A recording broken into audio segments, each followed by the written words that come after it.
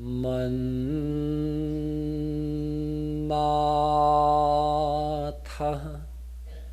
Shri Jagannatho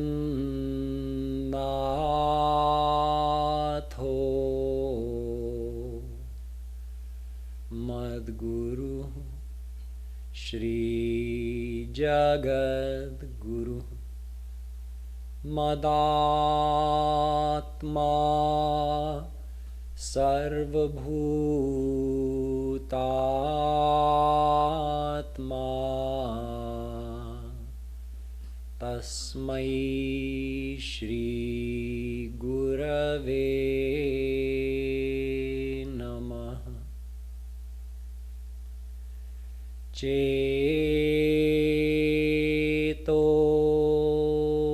Darpanamarjanam Bhavamaha Davagni Nirvapanam Shreya Kairavachandrika Vitaranam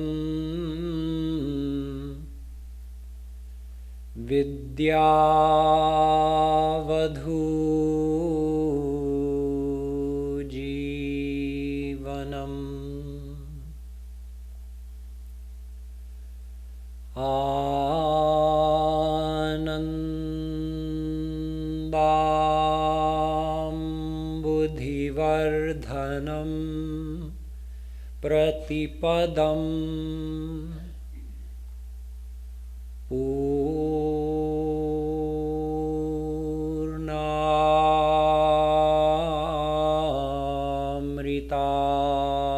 Swadanam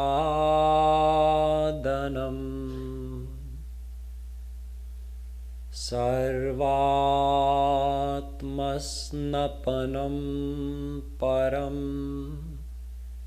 Vijayate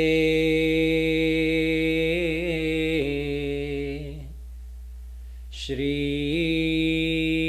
Krishna Sankirtanam Namah Kamalnabhaya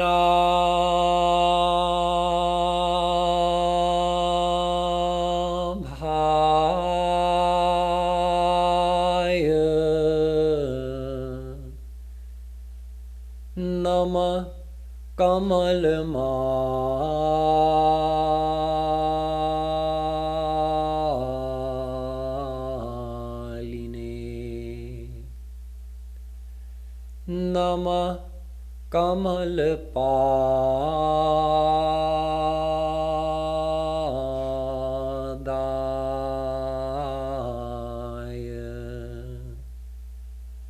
Namaste Kamalekshana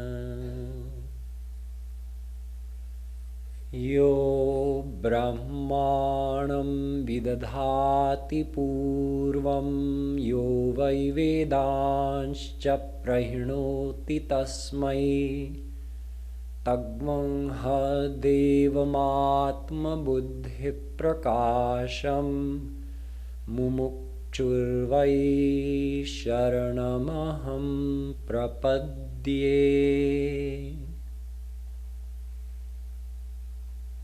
Dear devotees, we'll have a few minutes of Nam Sankirtan, and after that I'll continue with the topic I've been addressing the last couple of days.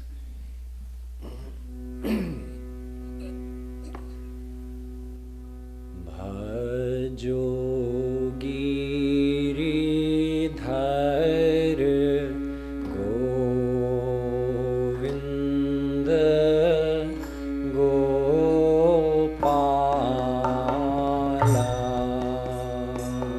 Bhajo Giridhar Govinda Gopala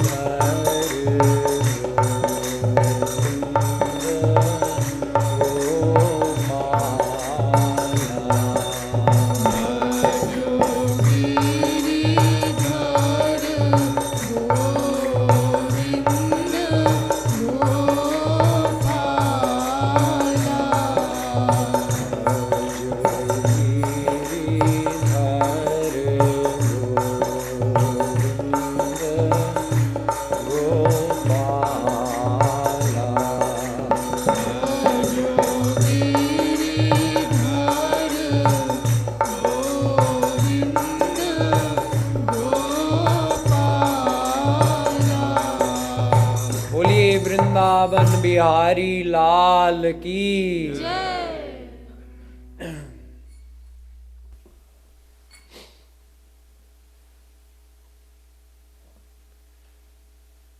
I've been talking to you for the last couple of days about the importance of and the significance of Jagadguru Shree Kripaluji Maharaj's life in this world, and specifically the teachings that he propounded in the world. This can be called Mahatmya Gyan. In other words, to understand the greatness of something.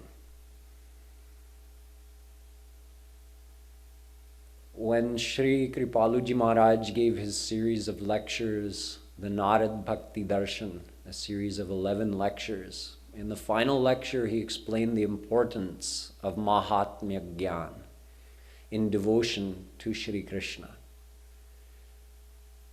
He said that although we are following the path of Raganuga Bhakti, in which हम भगवान की भगवत्ता को बाहर निकाल देते हैं.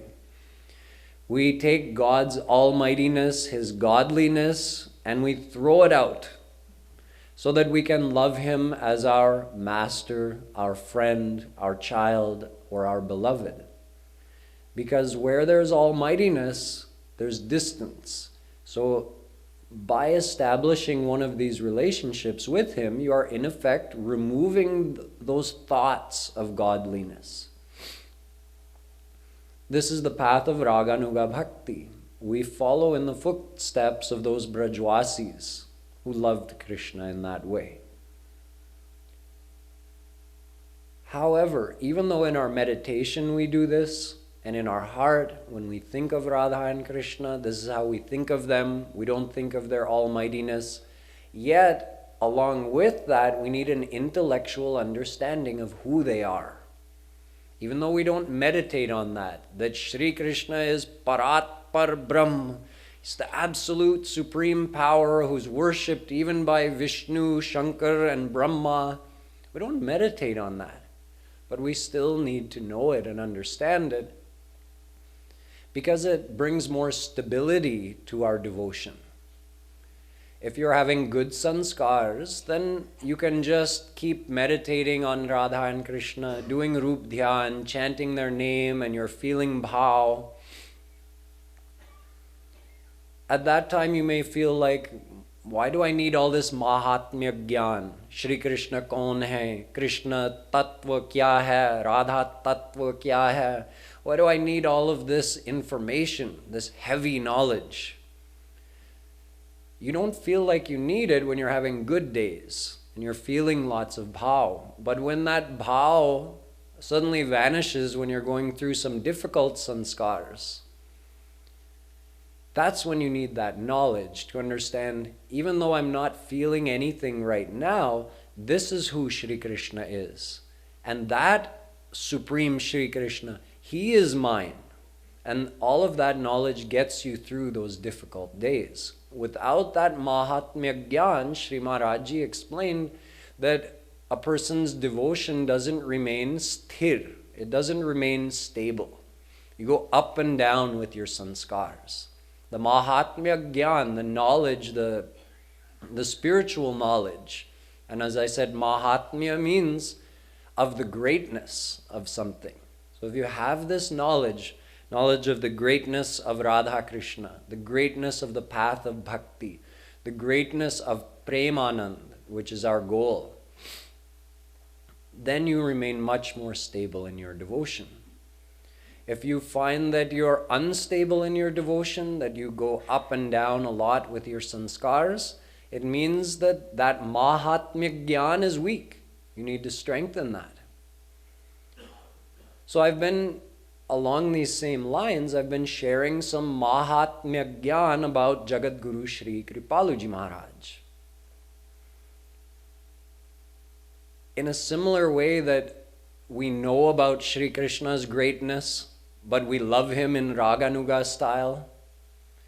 So although Shree Kripaluji Maharaj was Jagadguru, but to a lot of people, those who knew him personally, they didn't think of him as Jagadguru. Maharajji's actual title is a big long, see, this is Premras Siddhant. This is telling who wrote it. That's Maharajji's full title, given to him by Kashi Vidvat Parishad. So if we were giving him proper respect when he entered the hall, every time we would say, Shrimat Padavakya Pramana Paravarina Vedamarga Pratishthapanacharya Nikhila Darshan Samanvayacharya Sanatana Vedic Dharma Pratisthapana Sat Sampradaya Paramacharya Bhakti Yoga Rasavatar Shri Bhagavadanant Shri Vibhushit Jagadguru 1008 Swami Kripaluji Maharaj ki. But what did we say? Pyare Pyare Papa ki. In other words, all glories to my loving daddy. So even though he had and he occupied the topmost seat that you could, like in a political way, the topmost seat is the president of any country or prime minister or king. Sri Maharajji was the only Adi Jagadguru in the world. There's no higher spiritual seat. Who could be more deserving of respect? But in Raganuga Bhakti, just like you don't think of Shri Krishna as Bhagwan, you think of him as your master, as your friend, as your child, as your beloved. So just like in the world, there may be a high court judge who's so respected, Supreme Court judge, respected and even feared in the world. But when that judge comes home to his child who's been playing in the mud, the child doesn't think, oh, here comes the Supreme Court judge. I better bow down. I better treat him with respect. No, he's full of mud and he runs and jumps on his father, getting him full of mud. And his father just embraces him, happy to see his boy, because he's a father to that boy. He's not just a Supreme Court judge. And that boy doesn't truly appreciate his father's position either. That's the other side of it. That boy loves his father, and the world looks at that boy and says, you're so lucky. I tremble before this man, and you jump on him in your muddy clothes. But the boy doesn't fully understand who his father is either. What is it to be a Supreme Court judge? That's beyond the intellect of the boy, and truly speaking, he doesn't care. He just wants that Supreme Court judge to be his father. When I was in Mangar just now, I was talking with Shri Maharajji's younger sister, we call Buaji. Just like we call Shri Maharajji our Papa, our father, so we call his younger sister Buaji. So she was talking about their mother and saying that she lived well into her hundreds, and even in her final days she was very strong and her voice was very strong, just like Maharajji's. So I asked, so how did, because she was saying, and when she called Maharajji you could hear it. So I said, how did she used to call Maharajji? Hey Jagadguru! She imitated Maharajji. Buaji also has a very strong voice. So a mother doesn't care how high her son has risen. The mother, in the mother's eyes, that son is always her little boy. It doesn't matter if she's illiterate and her son holds the top post in the country. He's always my son. That's it. So this is like a combination. We need both the Raganuga Bhakti, that's the path we're following, but the more Mahatmya Gyan we have, the more we appreciate what we have. When that boy grows up and he realizes, when he gets enough power of intellect to realize what is a Supreme Court judge. Oh, my father was a Supreme Court judge? I had no idea. I used to treat him so casually. So we will also appreciate more if we understand the greatness. So along these lines, I've been focusing on Sri Maharajji's philosophy, how he represented the philosophy of the Sanskrit scriptures in this world in such a way that was both so logically perfect and beautifully presented to be able to impress even the topmost scholars, and simultaneously practical enough to be understood by an uneducated person, and resolve all the doubts and remove all the confusions that prevail in this Kali Yuga. So we touched on a few of these points. Now, the first time that Sri Maharajji did this in a public way, he was 32 years old. The year was 1955. Shree Kripaluji Maharaj at that time was not Jagadguru, and he organized a conference, a big Darshanik Sammelan, inviting 72 of the top scholars of India to come and meet in Chitrakoot, the divine place where Bhagwan Ram stayed during his Banvas. And Sri Maharajji arranged this whole program, inviting all of these scholars, and he also prepared the topics upon which he was inviting them to speak. He was not going to speak. He was the organizer and Swagatadhyaksh. He had to welcome everybody, make sure that they were properly taken care of. So he was the organizer of the whole event, but he did not give himself a place to speak. But everyone was invited, knowing that there were going to be tens of thousands of people from the general public, a huge crowd there, and they were also going to know what topics everybody was supposed to speak on. There were handbills handed out that said these are the issues that are going to be resolved or addressed in this conference by these topmost scholars of India, 72 of them. All of the Jagadgurus were invited. There were no original Jagadgurus at that time. These were all Jagadgurus sitting on the throne of past historical Jagadgurus, and many, many other very important scholars of India, Sanskrit scholars.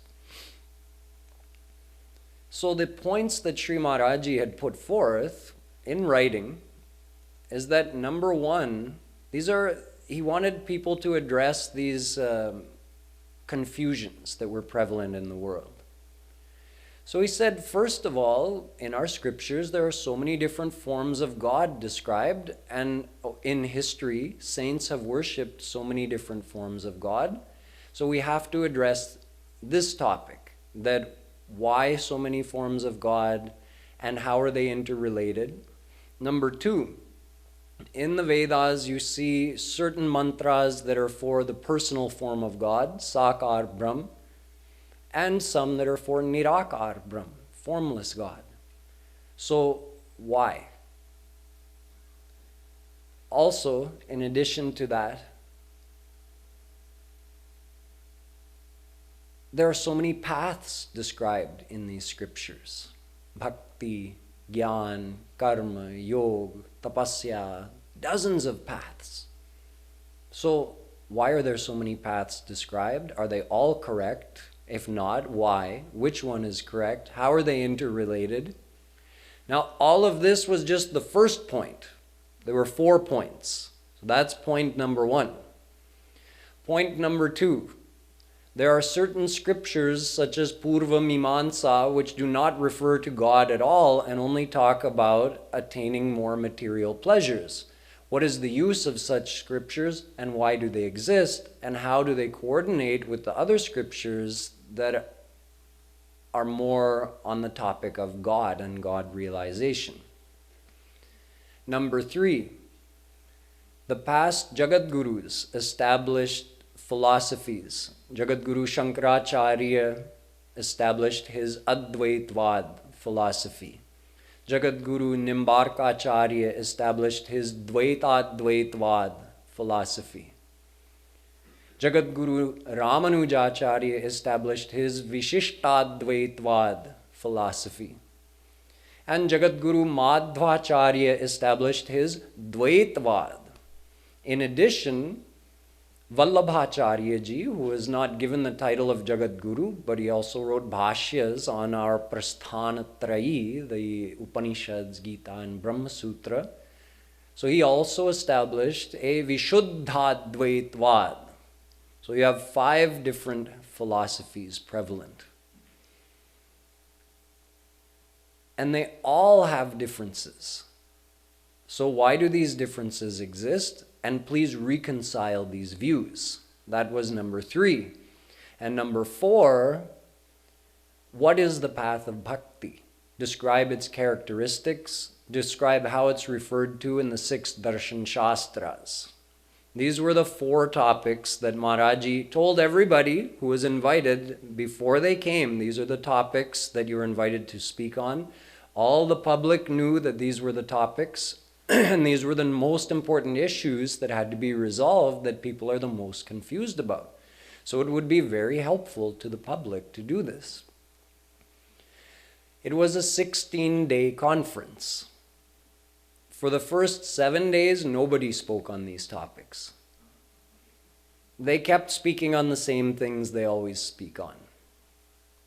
The public started getting restless, and all these invited scholars started to get a little worried.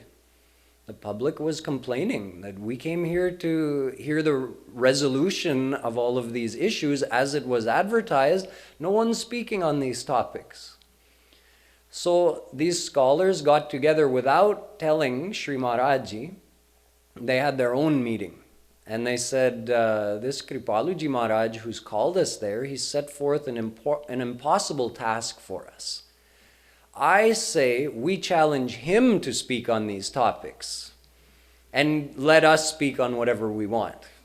So they thought that it's impossible. So he will, if he accepts our challenge, he will probably fail.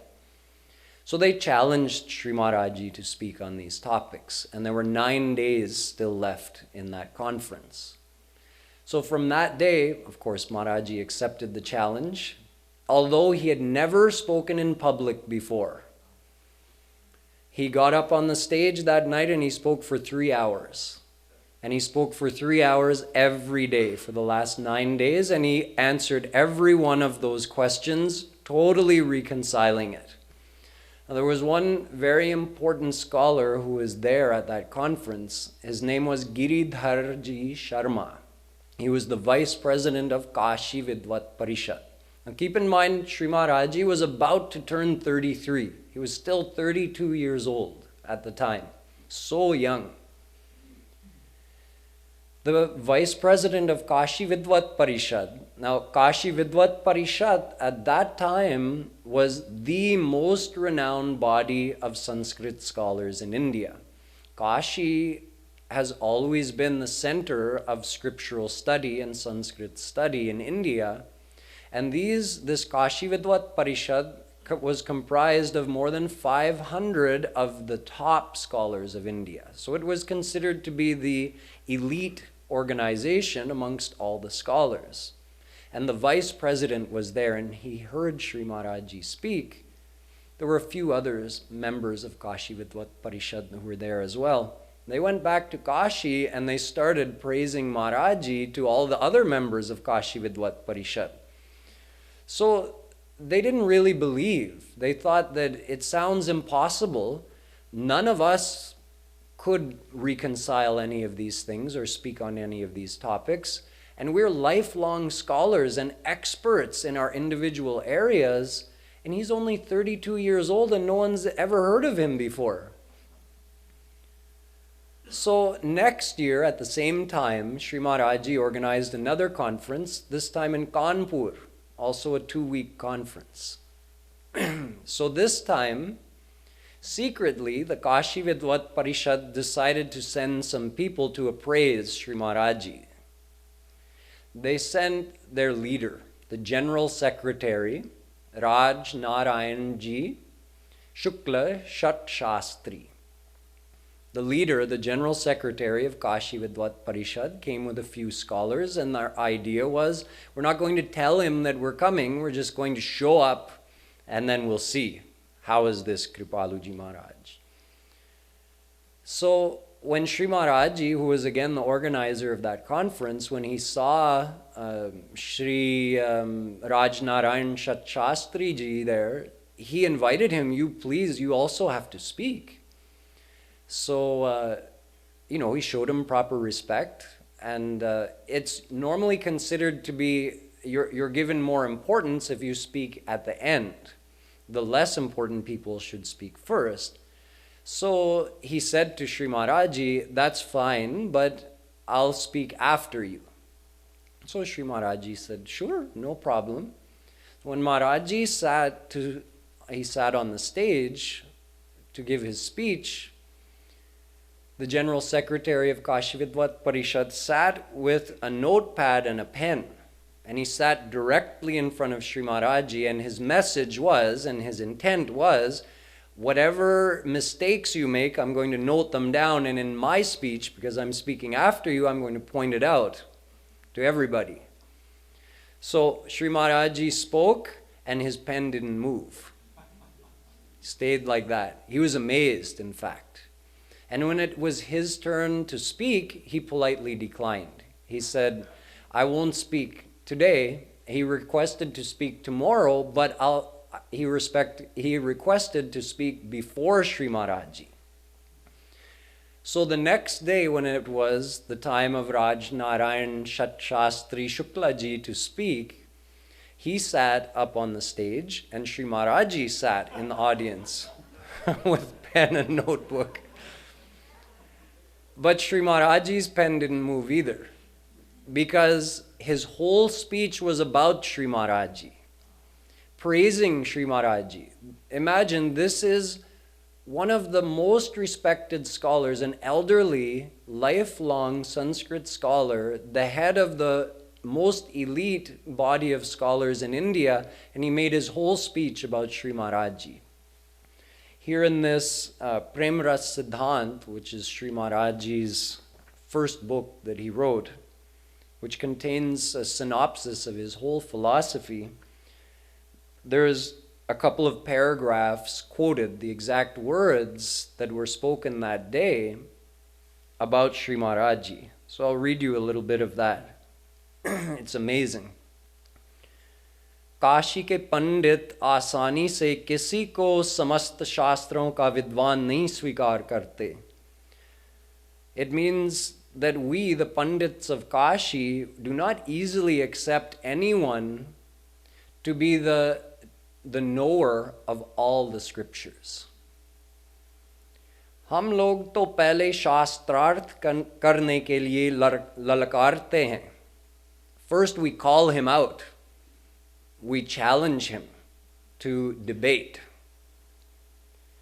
हम उसे हर प्रकार के कसौटी पर कसते हैं और तब उसे शास्त्रज्ञ स्वीकार करते हैं. We test him in every way, and only when he has passed all of our tests do we accept someone as शास्त्रज्ञ, the knower of the scriptures. हम आज इस मंच से इस विशाल विद्वत मंडल को यह बताना चाहते हैं कि हमने संताग्रगण्य श्री कृपालुजी महाराज एवं उनकी भगवत दत्त प्रतिभा को पहचाना, और हम आपको सलाह देना चाहते हैं कि आप भी इनको पहचाने और इनसे लाभ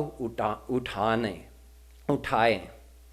So he says, I sit here on this munch before you today, and I'm proclaiming to you that I recognize the divinity of Sri Kripaluji Maharaj, and I urge you to do the same and get the benefit of his association.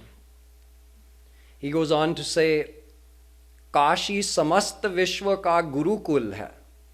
Kashi is the gurukul of the whole world.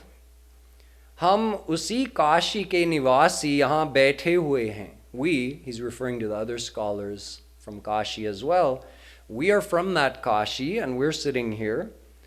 कल श्री कृपालु जी के अलौकिक वक्तव्य को सुनकर हम सब नतमस्तक हो गए. When we heard Sri Kripaluji Maharaj speak yesterday, we all became surrendered to him. हम चाहते हैं कि लोग श्री कृपालुजी महाराज को समझें और इनके संपर्क में आकर उनके सरल सरस अनुभूत एवं विलक्षण उपदेशों को सुने तथा अपने जीवन में उसे क्रियात्मक रूप से उतार कर अपना कल्याण करें. We wish that everyone would listen to these great speeches, these divine and enlightening and practical speeches of Sri Kripaluji Maharaj, and practically apply it in their life and get the benefit. And apna kalyan kare means get the ultimate benefit, get liberated and get God realized by putting this philosophy practically into use in your life. So imagine, that is our Sri Kripaluji Maharaj being praised to those heights by the topmost scholars of India, and yet it didn't end there. This was 1956, October 1956. So after that, the General Secretary of Kashi Vidvat Parishad, along with this handful of other scholars, returned to Kashi and told the rest of Kashi Vidvat Parishad, again in these glowing terms. They were again disbelieving. How can it be possible? We don't believe it. So they all had a meeting and decided, let's invite him here and we'll test him ourselves. We'll see how he is. So there was an invitation sent to Sri Maharaji to come and give a lecture in Kashi. This was in January of 1957. So at that time, Sri Maharaji was just 34 years of age. 34 and a couple of months. He went to Kashi and he gave a 9-day series of lectures in Sanskrit. Now Maharaji had studied Sanskrit, so to speak, as a boy. When he was 14, he went to Mahu in Madhya Pradesh and he studied at a Sanskrit college. And he got the title, the degree of Vyakaranacharya when he was 14 years old. It's a degree that usually takes several years of study. When you get a full understanding of all Sanskrit grammar, you get the title of Vyakaranacharya. Maharaji got that when he was 14. He got it because he passed all the tests of that school. He didn't study any of the books of that school. He went to school, he owned all the books, no one saw him study any of the books.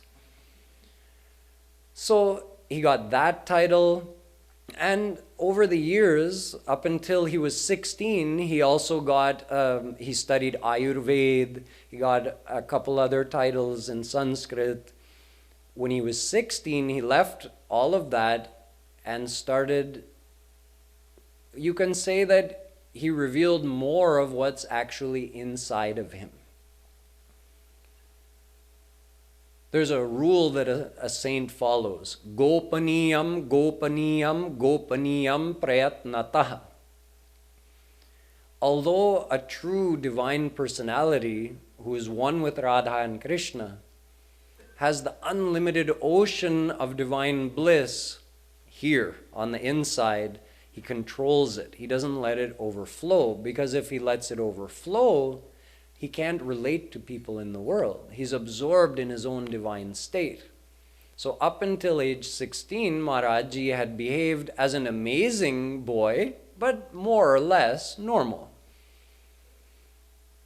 At this point, Sri Maharaji let his inner true state, divine state, be revealed outwardly. And he left that school and he wandered into the jungles. In what state? Totally absorbed in the highest states of divine bliss. Remember yesterday I explained to you that the bliss of formless God, Brahmanand, is unlimited, but it's not even a drop compared to the ocean of divine love, which I told you has 8 different classes. Prema bhakti, sneha bhakti, man bhakti, pranay bhakti, rag bhakti, anurag bhakti, bhavavesh bhakti, and mahabhav bhakti. So that topmost state of mahabhav, the topmost state of bliss, when someone is in that state, you can't tell. But sometimes it may overflow from their heart, and it's revealed through their physical body. Rup Goswami says, Stambha svedotha romancha svarbhedotha ve pathu vaivarnyamashru pralaya ityashtau satvika smrita.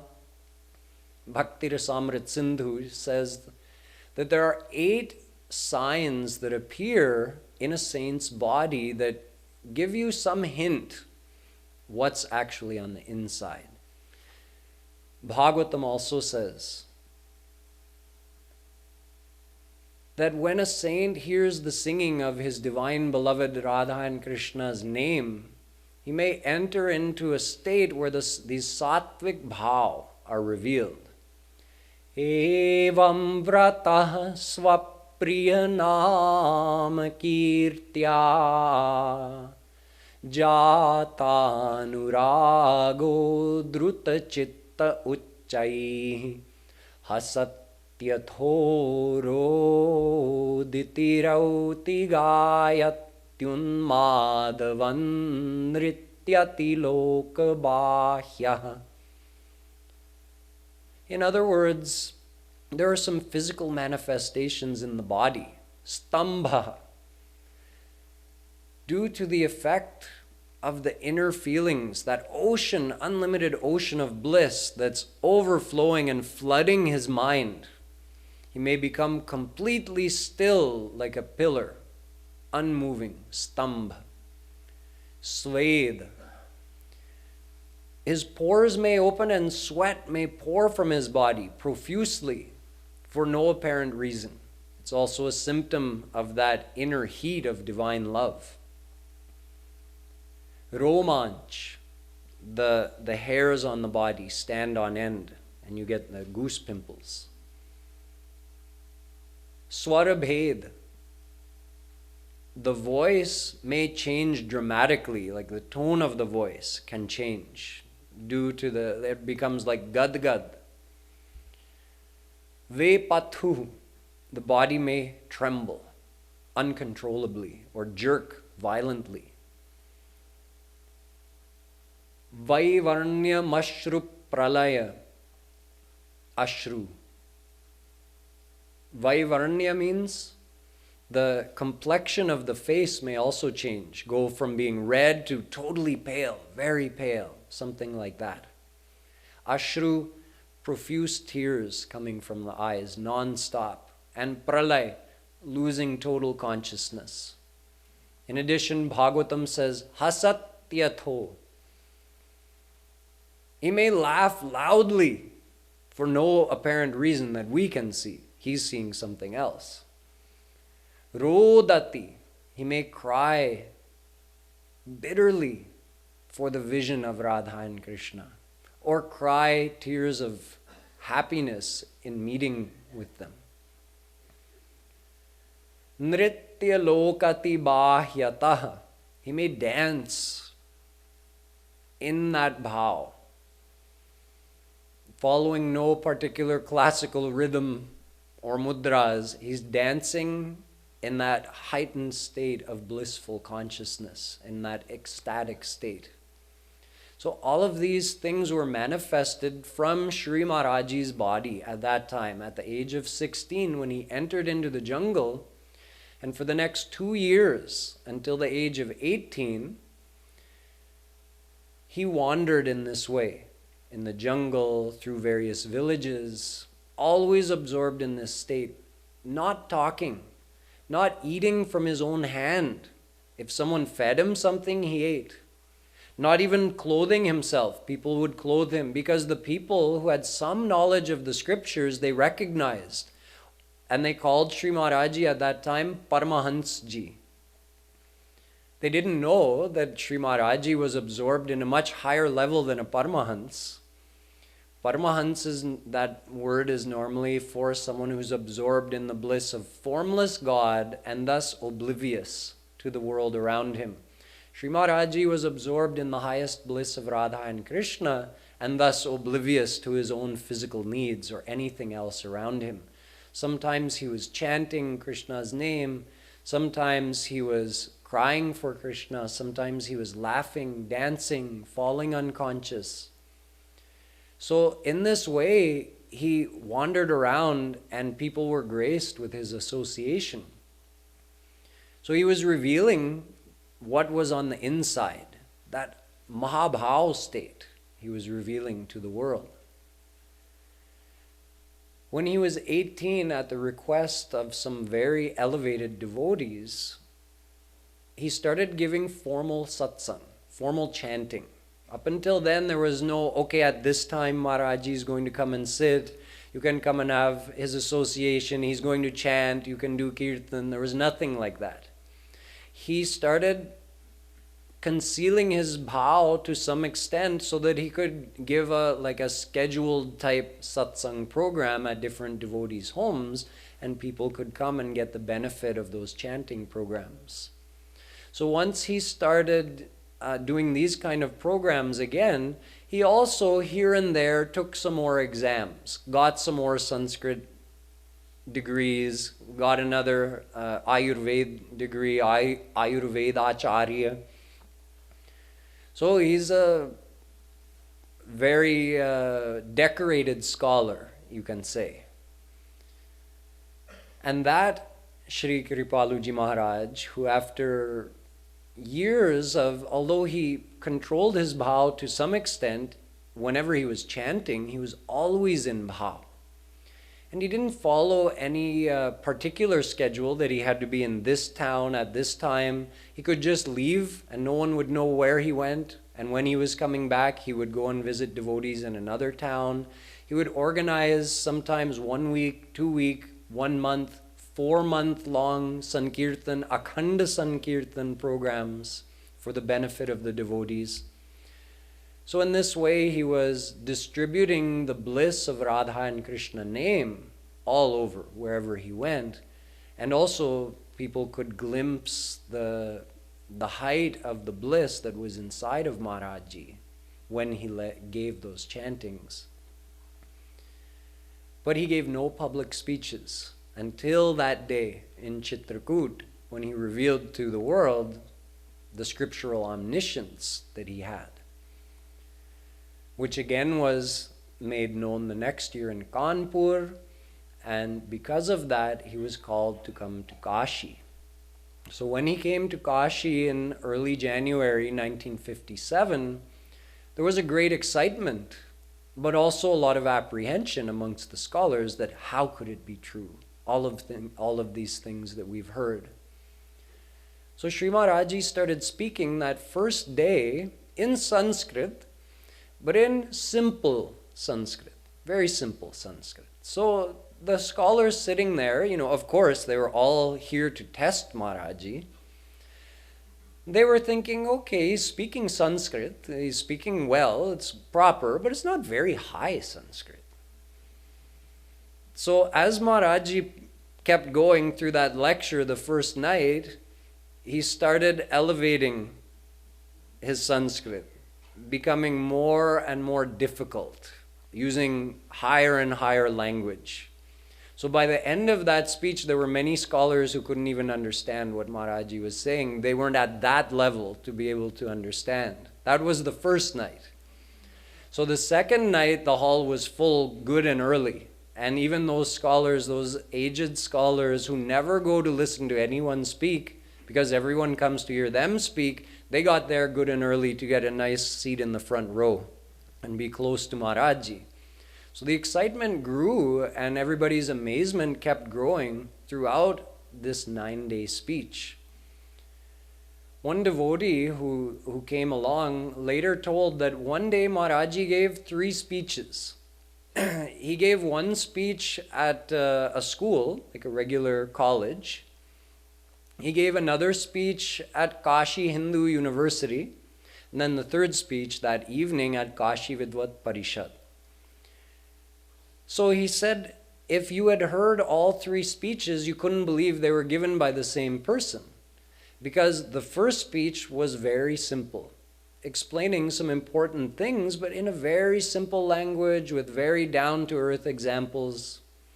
The second speech was quite a bit different, at quite a higher level, because those were students of Sanskrit at Kashi Hindu University. And the third speech, of course, was to the topmost scholars of India. So the level of that pravachan was very high. This illustrates another thing which is so great about Jagadguru Shree Kripaluji Maharaj. He's able to speak at the level or above the level of the highest scholars, and at the same time he can talk to an ordinary person and explain the same thing to him at his level. Not everyone can do that. A lot of times if someone has a very high learning, he wants to show his learning all the time. So even if someone isn't understanding what he's saying, he's peppering him with all kinds of scriptural concepts which are beyond his intellect. Sri Maharaji wasn't about showing people how qualified he was. He wanted to explain things so that people would understand and follow it. That was his purpose. Now, on this first night as well, the expectation was, since these scholars had invited Sri Maharaji to test him, they knew that, Sri Maharaji knew that after Sri Maharaji spoke, there would be some debate. Someone would find something they didn't agree with, and they would take up a debate with Sri Maharaji. This is the tradition. It's called Shastrarth. Then you would see who would come out on top. So after Maharaji's speech, he invited them to debate. Not one single person got up out of that whole body of scholars. And the same went on for the entire 9 days. And after those 9 days, on the final day, all of those Kashi Vidvat Parishad scholars got together and had a meeting, and they said, none of us is willing to debate with him. None of us can even take issue with a single thing he said. And he's reconciled all of these issues that we could never even imagine addressing. According to our tradition, we have to accept him as Jagadguru. This was an unprecedented thing in the history, because although there had been 4 previous Jagadgurus, they had become Jagadguru in a particular style. They themselves traveled around India and debated against the scholars of the various localities, one-on-one mostly, or maybe one-on-two. Here, all the scholars got together at one place and called Sri Maharaji 500 against 1.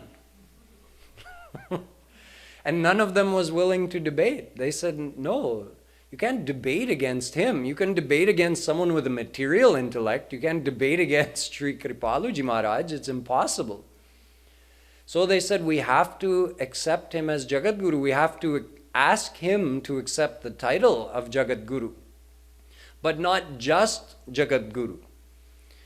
They gave him that title that I recited for you before, and they also wrote 7 shloks honoring Sri Maharaji and describing his greatness. That's also printed here. They wrote this, they composed these shloks themselves, these scholars, and in that they call Sri Maharaji Jagadguru Uttam. Jagadguru Uttam. It means he's not just Jagadguru and he's not just Adi Jagadguru. Adi Jagadguru means an original Jagadguru. The other Jagadgurus of that time and also of this time, there are other Jagadgurus in the world, they inherited the title through this lineage from the original Jagadguru. Adi means original. So there were only 4 original Jagadgurus. So Maharaji was not just being given the title of Jagadguru, he was given the title of Adi Jagadguru, original Jagadguru. But not only that, Jagadguru Tam, the supreme Jagadguru of all the Jagadgurus. Because other Jagadgurus introduced their own perspective their own explanation of the Sanskrit scriptures. That's why they each have their own philosophy. Sri Maharaj Ji, when he explained things, didn't just explain things from his side, he also referred to each of those past Jagadgurus, proved that what they were saying was correct, and also reconciled what they were saying with each other. Showed the world that they were all correct, but from what perspective you have to understand. So, as part of his title, he's called Nikhila Darshan Samanvayacharya. He's the reconciler of all the apparently disparate views in our Sanskrit scriptures and in the teachings of all the historical Jagadgurus and other saints. He reconciled all of that, so he is Samanvay Acharya.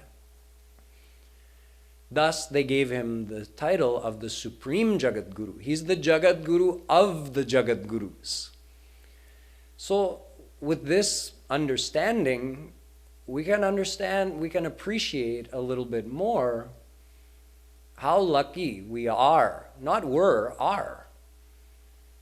Because what Sri Maharaj Ji revealed in the world, this unified and reconciled view of the philosophy of the Hindu scriptures, it's not just for this time or that time. It's for thousands of years to come. He's put everything in such a neat package that there's nothing more to add, nothing more to figure out, no more confusions to be removed. There's no need for anyone else to come and say, oh yeah, but see what Jagadguru Shree Kripaluji Maharaj said, that doesn't coordinate with what this past saint said. No, Maharaji already fixed all of that. It's all coordinated now. No one has to come and say, oh, but in this scripture it says this, and in this scripture says that, so why did... No, he already explained all of that. Nothing left to explain. And it's all recorded. We have video recordings, and we have print, and we have audio recordings of all of these speeches that he's given since he became Jagadguru. For decades we have all these recordings. So this is a treasure for us and for the whole world. Right now we know about it, and a few people who watch Maharaji on TV, a few thousand people who watch Maharaji on TV know about it. So you can say that we're the custodians of this divine treasure. And it's our opportunity and our responsibility to let everybody else know about this treasure, because it's not just for us. Yes, we have to put it to use in our life, definitely. We have to become examples of the positive effect of practically following Maharaji's philosophy. But we also have the opportunity to become pracharaks, all of us, to spread this treasure, spread the knowledge of this treasure so that more people will come and benefit from it. This is what Radha Madhav Dham is here for. For what? It's like a repository of all of this treasure here for the Western world. In India, of course, Sri Maharaj Ji has his main ashrams, Bhakti Dham, Mangar, Shama Sham Dham, Vrindavan, Rangili Mahal, Barsana, and these are going to be the guiding lights, the shining stars that will attract devotees for thousands of years to come and study and learn the philosophy of bhakti, the path of God realization, through the words of Jagadguru Shree Kripaluji Maharaj. And this is the main center for the rest of the Western world. And there's a few of us sitting here today to honor Sri Maharaj Ji and celebrate the arrival of his Divya Asthi, which are going to be established here out of India. Can you imagine?